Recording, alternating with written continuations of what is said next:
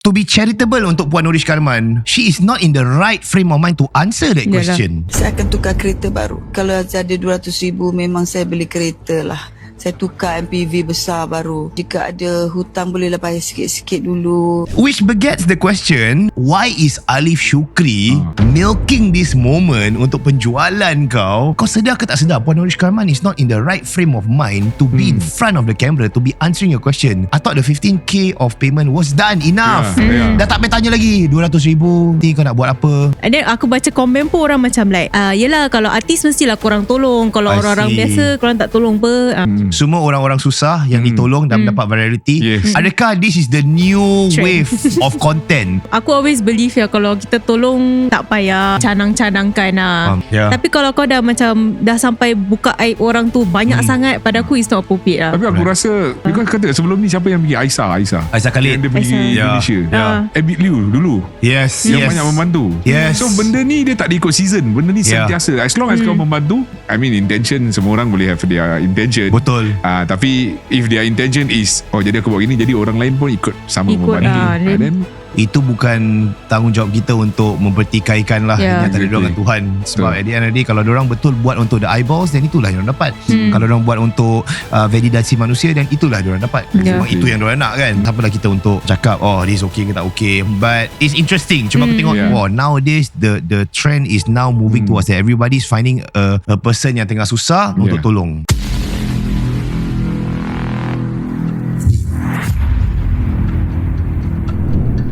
Assalamualaikum sahabat-sahabat, selamat datang ke podcast Meme, antara podcast yang mana anda akan lihat podcaster jarang gunakan bantal di perut.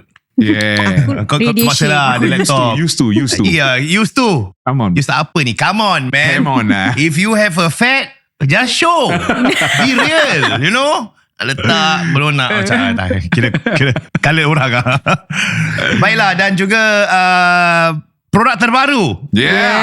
Kami sedang menjual Iron Peak Plus, Himalayan Shilajit Peruvian Maca Root, penambahan Peruvian Maca Root, untuk menambahkan lebih banyak lagi tenaga. Sebab tu kita panggil Iron Peak Plus untuk lelaki dan juga untuk wanita. Balancekan hormon you dan juga untuk tambahkan orang kata fertility betul. Bermaksud ada lebih chance lah kalau yang sedang mencari ruang dan peluang untuk mendapatkan zuriat lagi. Ini juga adalah produk yang sangat baik. Ada ginseng untuk wanita, ada penambahan Peruvian Maca Root untuk lelaki, penambahan testosteron. Jadi quality benih lebih kuat daripada biasa, dan semoga berhasil. Dan ingat, bantulah untuk kita lancarkan lebih ramai lagi anak-anak di kota Singa ini. Kerana TFR kita dalam keadaan yang rendah, 0.9 something, bermaksud we're not producing enough babies. Dan ini juga memberikan tenaga yang sangat baik untuk anda bekerja. Dapatkan ia dengan segera. Semuanya copywriting kami letakkan di bawah. Dan pada hari ini, terima kasih bagi mereka. Untuk pengetahuan semua, terima kasih bagi mereka menyaksikan Meme, rancangan yang paling banyak ditonton lah dalam Plan B sejauh ini. Antara pada tahun ini yang paling viral adalah Epstein Files. 55,000 views. Terima kasih kami ucapkan. Paling banyak so far. Dan ada jugalah ada beberapa kontroversi yang kami explain kan, dan ramai yang suka. Ada sampai mencanak 20,000 views. Jadi kita pun tahulah kurang lebih anda menyaksikan Meme ini untuk mengetahui lebih lanjut lagi tentang urusan-urusan duniawi. Dan mungkin akhir zaman. Kita akan, ni adalah podcast akhir zaman. Semakin ia dekat, semakin kami akan beritahu bila. tak. Dajjal dah announce Ada tak. Aku macam tak adalah. Ada satu orang tu keluar cakap dia Mahdi kau tahu video kat mana? TikTok? Instagram.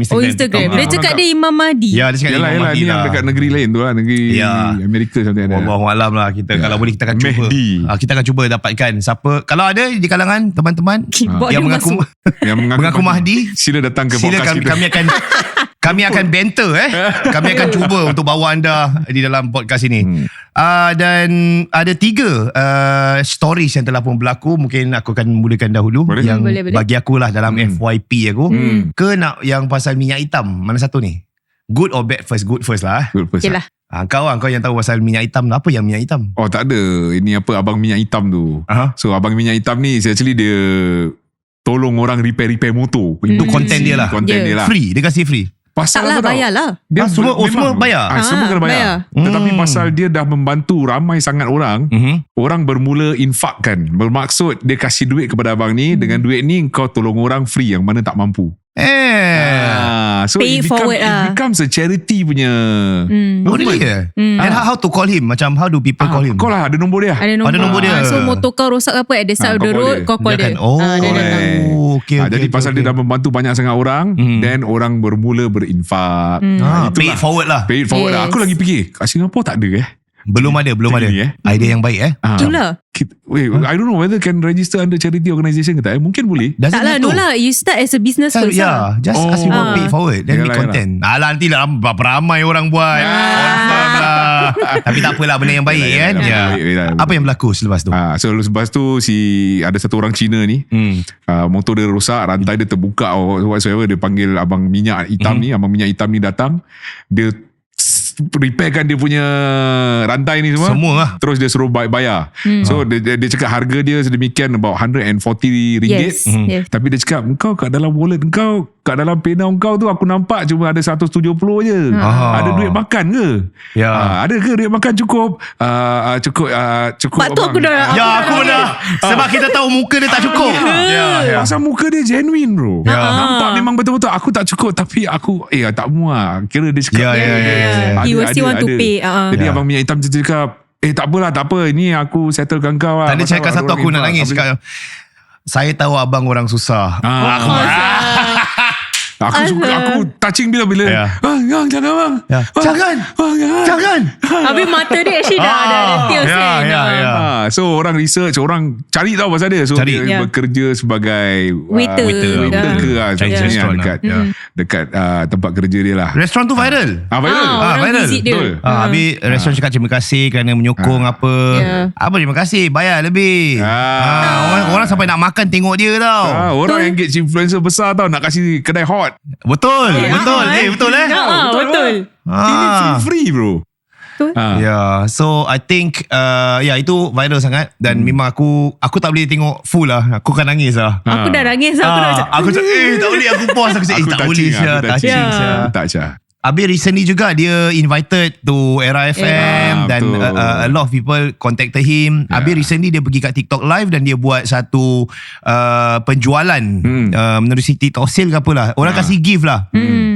Dan menerusi pungutan gift di TikTok mencanak lebih RM3,000. Betul. Dan dia cari balik abang tu untuk kasih habuan. Dia nak infak balik. RM3,000. Habis abang tu pun buat konten. Ni saya terima.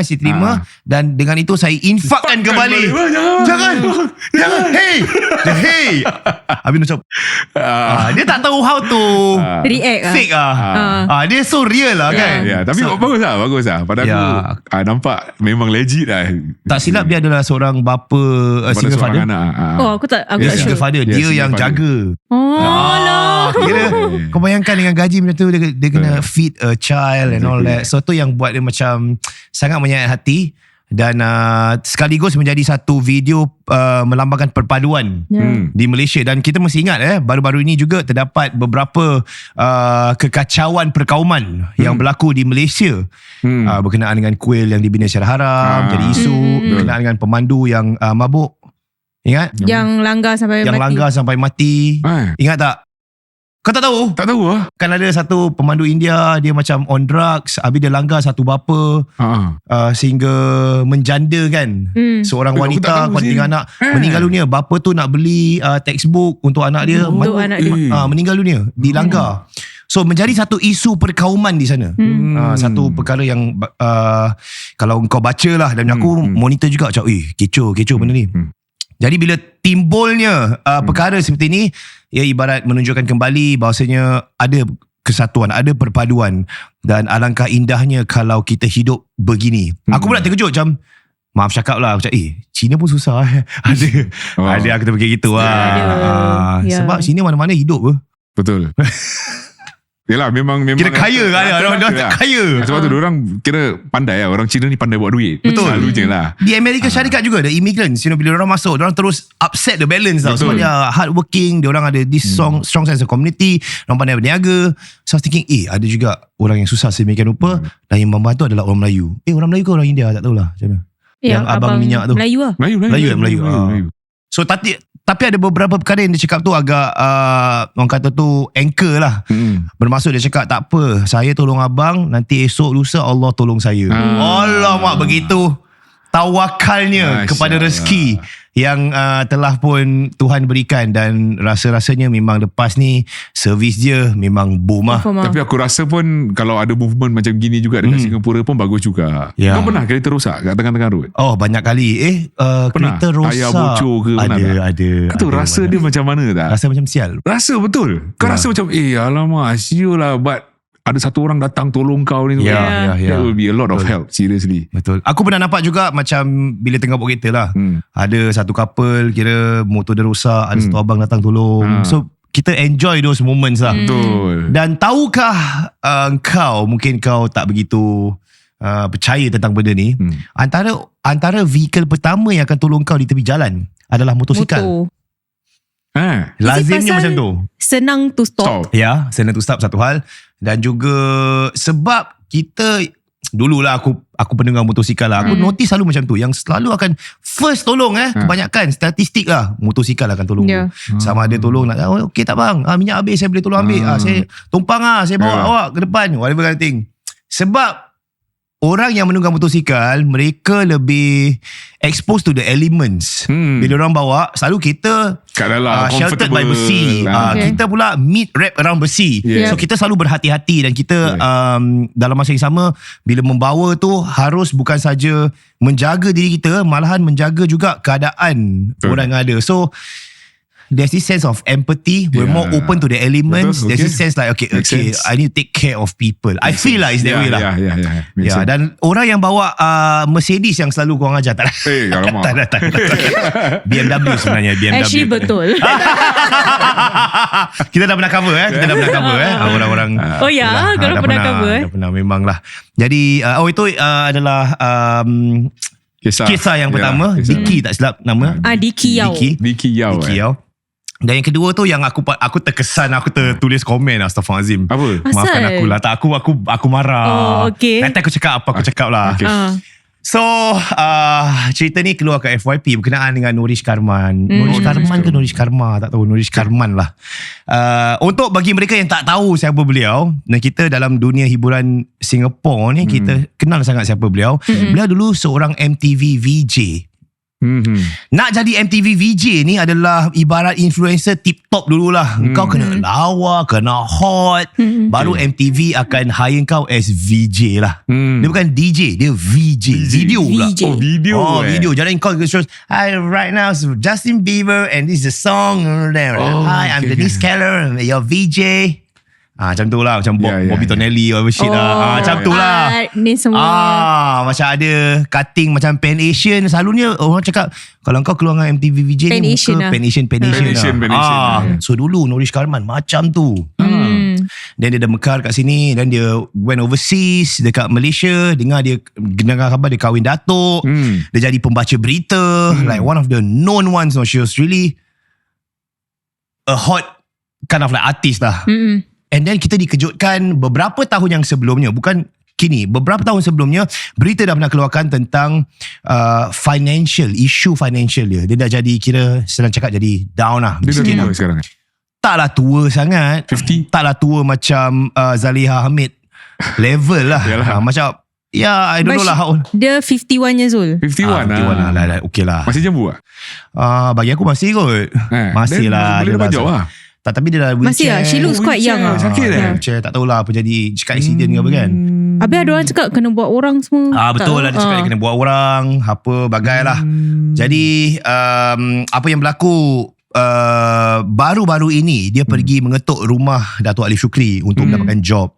Sebab dia cakap so far dah tak ada TV, dah tak ada kat rumah. Dia perlu bagi makan 8 orang anak, 4 anak angkat, 4 anak kandung.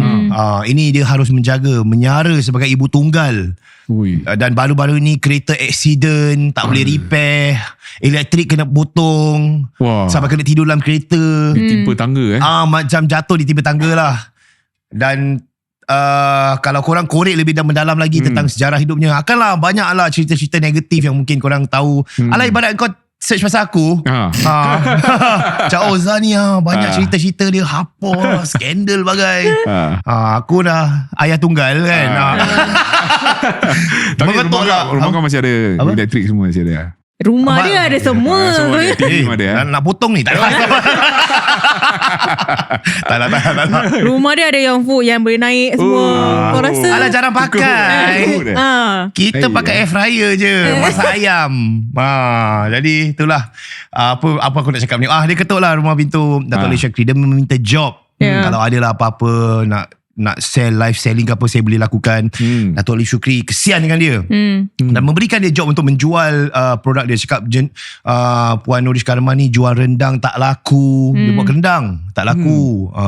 Tak tahu apa yang dia jual dekat live stream. I saw on her TikTok page, dia macam ada this macam so-called macam charity thing where atau infak macam dia akan masak and then orang bayar dia tu masak dan dia jual atau dia bagi-bagi kat orang. Not good business model lah. Tapi aku tak tahu lah. Tapi orang cakap scam sah. Aku baca komen semua. Maksud orang infak. So orang lepas tu dia akan infak. masakkan untuk orang. Then dia akan bagi-bagi lah. Tapi dia tak masak lah. Tapi dia tunjuk dalam TikTok tu macam video dia masak, anak-anak dia macam tolong kasih-kasih orang. Tapi orang tetap cakap dia scam. Mungkin dia cakap dia nak feed 800 orang tapi dia masak untuk 50, tapi orang dah kasih lebih. Mungkin lah, tak tahu lah. Benda ni semua susah. Betul. So tak tahulah, mungkin ada orang-orang cakap macam tu. Dan kemudiannya apa yang berlaku, Dato' Ali Syukri kasih dia job sementara untuk buat live selling. Aku tak pasti live selling apa yang dia buat. Ya, Ali Syukri banyak sangat produk. Ada bag lah, ada jeruk mangga lah. Lepas satu live selling, dia kasih gaji Norish Karman dengan depan anak-anak dia semua. Ni saya nak kasih lah gitu. RM15,000 kasih kepul-kepul macam Mango Bosco kasih. Dia kasih macam tu. Norish Karman dah subhanallah, ya Allah, alhamdulillah. Anak dia dah bau dia punya duit semua macam ya Allah, terima kasih, ya Allah, terima kasih, ya Allah. Macam tu lah. Macam tu. Kau macam ni apa sas ke apa, kau rasa kita sebagai penonton ni kau macam betul tak betul ni. Kau rasa macam tu. Tapi ya Allah, terima kasih, ya Allah. Habis gitu. So walaupun dalam keadaan sedemikian, orang komen, orang mengecam. Sebab anak-anak dia dah besar. Anak-anak dah lebih 20 lebih tahun. So cakap, semua ke? Taklah macam 3 ke 4. Dah besar panjang dah. Dah pendek kata, orang fikir okay kau ibu tinggal, tapi anak-anak kau boleh bekerja apa? Kerja part time ke, kerja Grab ke, kerja Foodpanda ke, kerja apa, boleh apa? Asal tak cukup. Cakap ada satu anak ni dia kerja sebulan cuma dapat RM1,000 je sebulan. Jadi orang macam sas tau. Kau faham tak? Kau memang susah tapi kau tak susah gila lah. Ya macam tu lah. So orang dah cakap, Kak suruhlah anak-anak tu bekerja. Kita pun pernah susah. Orang yang pernah rasa susah, diorang kasih komen diorang. Tapi ini masih okey lagi kot. Tapi yang menjadi the killer of the killer lah, apa dia? Adalah Dato' Ali Syukri pun mengambil kesempatan bertanya, ni Kak Norish Karman lah, saya nak tanya, kalau awak dapat RM200,000 lah, kalau dapat RM200,000, apa awak nak buat dengan duit sebanyak tu? Okay. Norish Karman jawab, pertama yang saya akan beli adalah MPV besar. Alamak. MPV besar berharga RM150,000. Dia cakap gitu. Yang bakinya baru saya nak buat bayar hutang. Bagi saya kereta essential lah, essential. Kalau rumah kena potong air api sekalipun, masih ada kereta, boleh tidur dalam kereta. Kau faham tak? Kira salah jawab. Dia salah. Ya, so aku trip. Aku komen, dengan mentaliti ni memang patut kau miskin. Astagfirullah, aku dah cakap gitulah. Kau pun satu. Astagfirullah, maafkan saya. Kau dapat berapa banyak like? Ya, saya tak tahu, aku tak check lah. Aku post and ghost. Aku pingit sangat. Sebab orang yang pernah rasa susah, dia tak akan jawab macam tu. Essential. Okey lah, kau tak nak beli MPV lah. Kau cakap kau nak perlukan kenderaan besar, essential. Belilah Toyota Hiace ke, 13 seater, or whatever it is lah. Atau beli 3 motor untuk anak-anak kau. Kau belum dapat tu duit. Yalah. Tapi macam mana cara kau jawab tu menggambarkan keadaan mentality kau kepada dunia. Of course kita boleh cakap to be charitable untuk Puan Norish Karman, she is not in the right frame of mind to answer that question. Sebab mungkin dia tengah depressed. Sebab dia cakap, saya tak kisah orang nak tomah saya. Dia respon lagi. Bila orang cakap, orang kecam dia, saya tak kisah orang nak tomah saya dah tahu ini ketentuan Allah, saya tak kisah. Astagfirullah. Mungkin dia tak stable dah. Mungkin Aku rasa dia tak stable, mentally tak stable. So which begets the question, which comes at the question, why is Alif Shukri milking this moment untuk penjualan kau dengan kau mungkin kau tahu ke, kau sedar ke tak sedar, Puan Norish Karman is not in the right frame of mind to be in front of the camera to be answering your question. I thought the 15k of payment was done enough. Yeah. Dah tak payah tanya lagi 200,000 nanti kau nak buat apa. I mean I think itu yang menjadi the killer. Sebab Agaknya mungkin dengan niat baik Alif Shukri nak tanya soalan tu, Mungkin lah. expecting yang dia akan She jawab will answer yang bijak lah kan. cara-cara yang orang selalu reply lah kan. Ada sikit nak apa, derma kepada orang yang susah. Yelah, at least clear dia punya hutang ke, atau anak-anak dia masih sekolah ke, betulkan Boleh nak beli rumah MPV. ke. Beli MPV besar dia cakap. Ada besar. Dia letak harga lagi. 150,000 ringgit. Orang terkejut. Kakak belilah Myvi ke Beza ke apa. Orang cakap Caprice pun buat video. Ramai orang menghentam dia lah. Jadi aku terkejut. Jadi inilah ketentuan Allah lah. Kadang-kadang rezeki datang, itu juga Allah nak tunjukkan macam mana orang dia. Ada satu video yang ada satu ustaz datang macam rukiahkan dia. Bukan. Tak, itu lagi satu. Itu orang lain Yang dengan Alif Shukri tau. Kat tengah-tengah. Aku tak tahu lah. Alif Shukri banyak. Dia sekarang tengah mood gunakan orang susah. Aku tak tahu, aku rasa kot. Yang lagi satu is yang Azmi pula pakai tudung. So yang tu dia dengan, okay, correct me if I'm wrong lah. Dia dengan husband dia kena tangkap, then dia kena lepaskan pasal didapati tidak bersalah, tapi husband dia dah scam ramai gila orang. So apparently she don't know apa yang husband dia buat in entirety lah. So bila dah macam gitu, so dia jaga anak dia yang kira dia dengan anak dia susah.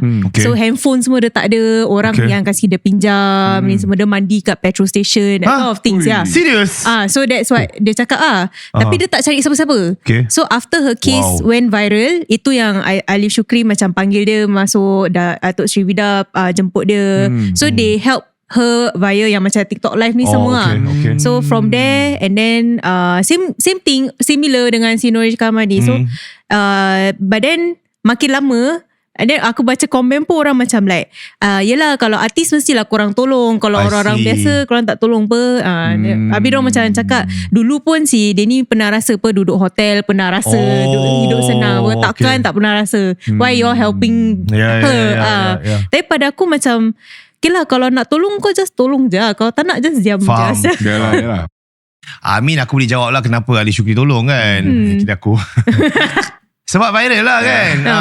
Because the impact of which kau tolong seorang yang pernah satu kali tu diminati orang.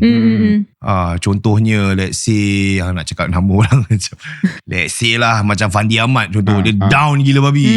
Habis kau pula as a charity kau tolong, habis kau viral kan. Dia ni dulu pemain bola sepak whatever kind of thing. Of course you're gonna get people to like, aku dulu minat si dia ni, apa jadikan dia macam recently charity match Rizal Hassan. Rizal Hassan sakit dia. Dia tak silap aku dia stroke. So I did not know, I did not know. Recently there's a charity match, and then dia punya friends are saying he's now in a very unfortunate situation lah. So bila dia pakai video tu, dia dah macam Rizal Hassan tengah berbual, aku terkesan lah saya macam asal dia buat macam ni rupanya dia baru-baru kena stroke. And then after that, it has impact dia punya speech, dia punya demeanor, body language. And I used to watch this guy play in National Stadium dekat depan TV. And you know, after David Lee, dia hero negara lah. Kan? Aku terkejut saya. Just like, so imagine is that situation why maybe Alif Shukri ataupun Datuk Sri Vida menolong seorang yang pernah famous dan kemudian kecundang agar mendapat virality, dan in a sense juga ada marketing aspect supaya dapat menjual lebih banyak produk. So they're not gonna say this, of course. They're gonna say I'm doing this for charity or whatever. Dan kita husnuzon sedemikian. But I can also agree to some of the comments why tidak orang biasa yang ditolong. So in a sense, what we're looking at 3 different scenarios. Semua orang-orang susah yang ditolong dan mendapat virality. Adakah this is the new wave of content? Like dulu orang semua buat podcast. Tapi sekarang orang adakah now everyone will nak tolong orang-orang susah? Mari cari orang susah, viral kan? Okay bang, abang ada $2 tak? Ada, okay, abang kasih saya $2. Saya kasih abang $5,000. Ya Allah, Ni kenapa, banyak kenapa? lah kat TikTok. Ni banyak. Ada American dah buat. ya. Cakap, do you have $5? Say no, I don't have. Habis dia pergi tanya sebelah, you have $5? I have. Okay, you have won 10,000. Tapi di prank orang sebelah terduduk. Terduduk. Habis ada orang cakap, give me man. No, you had your chance. You had your chance. Give him the 10,000. Yeah. So itulah apa hukum. I always stand macam, aku always believe kalau kita tolong, tak payah itu kot, like canang-canangkan lah. Faham. Like if you, depends on what is your purpose lah. Kalau maybe macam kau punya business ke, maju ke apa, at a certain extent mungkin boleh. Tapi kalau kau dah macam dah sampai buka aib orang tu banyak sangat, pada aku it's not appropriate lah. Tapi aku rasa konten macam gini dia akan Subjektif lah. Ya. Because kata sebelum ni siapa yang pergi Aisyah Khalid. yang dia pergi Indonesia. Abid Liu dulu. Yes. Yang banyak membantu. Yes. So benda ni dia tak diikut season. Benda ni sentiasa. As long as kau membantu. Tapi of course again lah, tak boleh, yalah, ada tak boleh deadline aibkan kot. gila babi punya aib lah kan. Just menunjukkan yang kau membantu.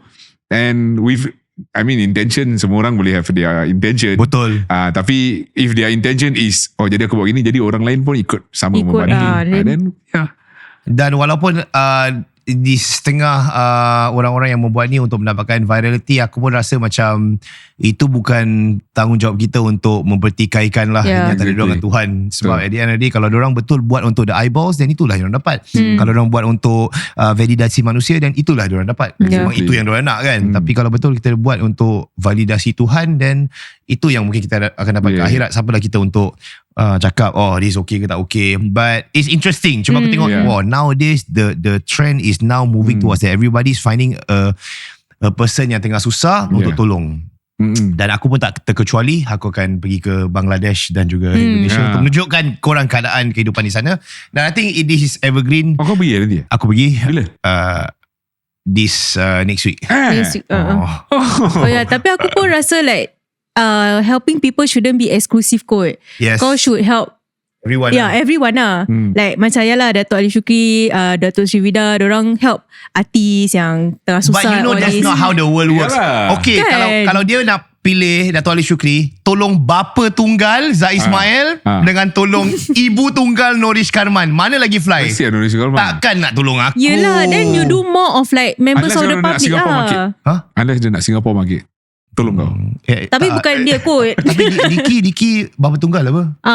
Ya, okay, kan, like macam angle. Dorang so kaya to the point that aku rasa kalau macam dorang kat luar, dorang just kasih duit pun, that one also might fly what. Diki yang tolong dia pun abang minyak hitam. Abang minyak hitam ni orang sederhana. Dia bukan itu. Mana kau tahu? Dia dapat banyak job apa kat TikTok, kau tak tahu? Ayalah. Yelah, taklah sekaya ada satu orang yang datang tu. Siapa? Datuk Combat. Itu aku tak percaya. Itu yang datang tu. Itu yang dia macam opportunist. I don't know lah. Mau motor tak? Mau motor? Maaf cakap lah. Aku tengok mau motor. Mana motor dia? Habis kau kasih baju raya. Hele, astagfirullah. Aku tak pernah jumpa saya ni Datuk Combat keluar kat Kalau kat KL kau nampak pink punya jeep, tu jeep dia tinggal sana. Dia tinggal dekat Fahrenheit ke something. Apa dia buat tinggal sana aku rasa. Sentiasa betul benda. Asal dia Datuk? Tak tahu pula aku tengok. Alah, Datuk beli-beli. Tak ada. Baik, itulah konten kami pada minggu ini. Berikan komen anda, adakah patut kita viralkan orang-orang yang nak ditolong? Apa pendapat korang? Adakah ini the new wave of content yang akan kita saksikan dalam masa-masa akan datang, sehingga kita berjumpa lagi di lain kesempatan dan di lain kontroversi. Hanya di plan B pula. Astagfirullah. Hanya di meme. Tapi betul lah, subscribe kat Plan B. Subscribe di Plan B. Terima kasih yang belum subscribe, klik subscribe. Jumpa minggu depan. Bye-bye.